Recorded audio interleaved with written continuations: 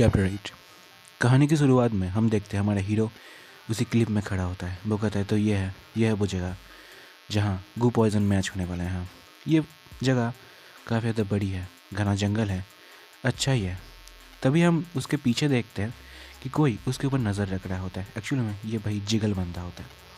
ये जिगल सोचता है कि ये नंबर 28 ये कम समय में काफ़ी ज़्यादा ग्रो कर चुका है, बट ये हमारे रास्ते का एक सबसे बड़ा रुकावट है। किसी तरह हमें इस पर मारना पड़ेगा, किसी तरह हमें इसे अपने रास्ते से हटाना पड़ेगा, तभी हम कुछ कर सकते हैं। बट तभी हमारा हीरो पीछे घूमता है और अपने स्वॉर्ड के स्लाइस से उस फॉर्मेशन को तोड़ देता है जिससे जिगल उसके ऊपर नज़र रख रहा होता है।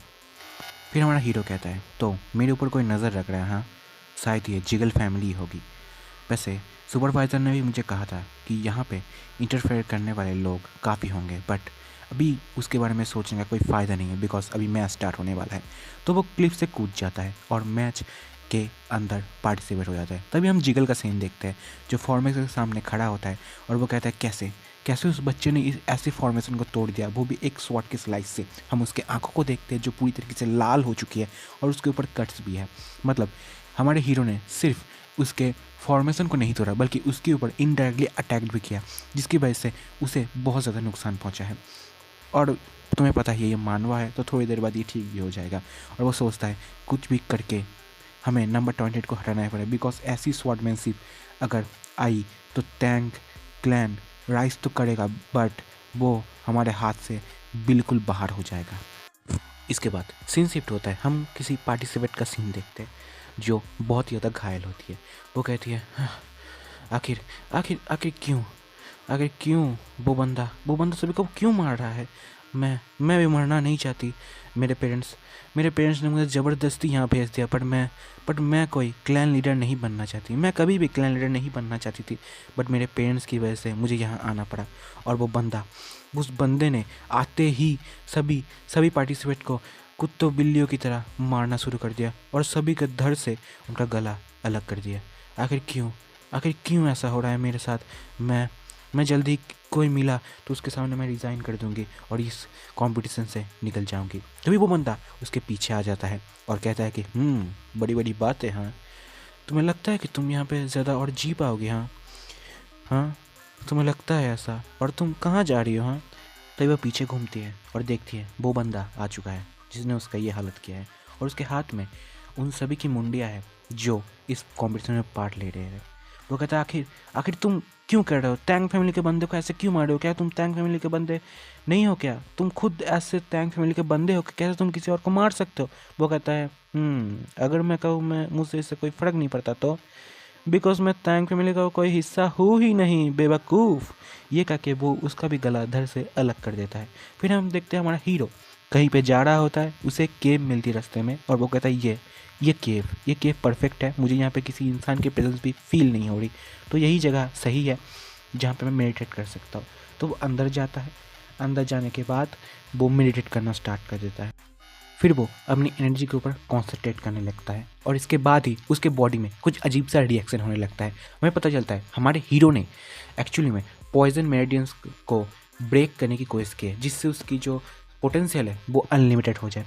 और इसे करने में मार्शल आर्टिस्ट को काफ़ी ज़्यादा दर्द होता है, काफ़ी कुछ का सामना करना पड़ता है। उनकी हड्डियाँ टूटती है, उनकी मांसपेशियाँ फट जाती हैं, उनकी नसें फटती है और वापस उनकी बॉडी बनती है इस प्रोसेस में। और इस प्रोसेस में बहुत ही ज़्यादा दर्द होता है, पर हमारे हीरो इसे एक्सपीरियंस कर चुका है अपनी पहली जन्म में, सो उसके लिए ये कोई मुश्किल काम है नहीं। बट फिर भी उसे इस बॉडी में काफ़ी ज़्यादा दर्द होता है। किसी तरह वो अपना दर्द सह के उसको कंप्लीट कर लेता है और वो कहता है तो दर्द हुआ बट ठीक है इसके लिए।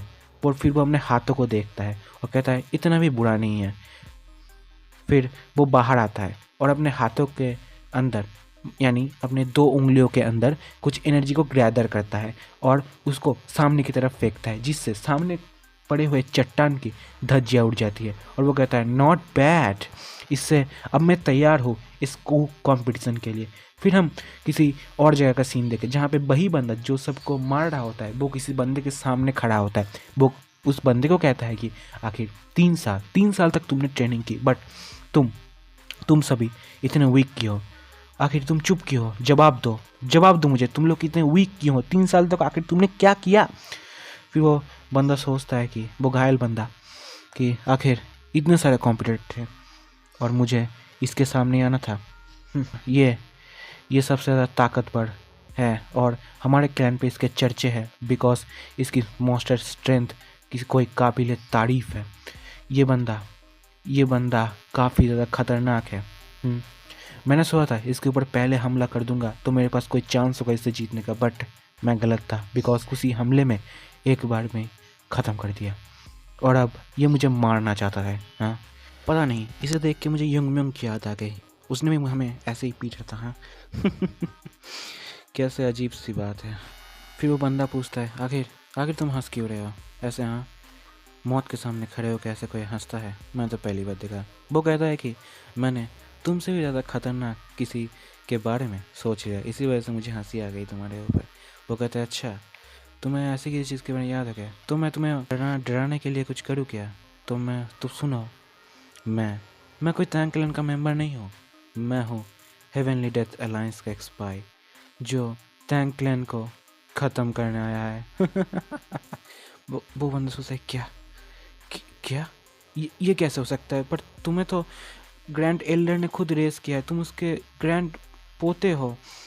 तो वो बंदा कहता है तो इससे क्या फ़र्क पड़ता है? तो ये कह के वो उसके ऊपर हमला करने जाता है, बट तभी उसे कुछ होता है, वो रुक जाता है और हम देखते हैं उसके मुंह से, नाक से और आँख से खून निकलने लगता है। वो सोचते हैं आखिर ये क्या हुआ? मैं हिल नहीं पा रहा, क्यों मैं हिल नहीं पा रहा? फिर हम उसके पीछे देखते हैं, हमारा मेन कैरेक्टर आ रहा होता है। वो कहता है काफ़ी समय हो गया तुमसे मिले जंगल, लगता है तुम्हारा जो घाव है वो ठीक हो चुका है, जब अगली बार हम लड़े थे।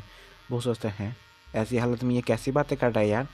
फिर हम बैकग्राउंड से एक आवाज़ सुनाई देता है, आखिर कौन हो तुम? और ऐसे ही ये चैप्टर ख़त्म होता है। अगली चैप्टर में मिलते हैं। Bye bye.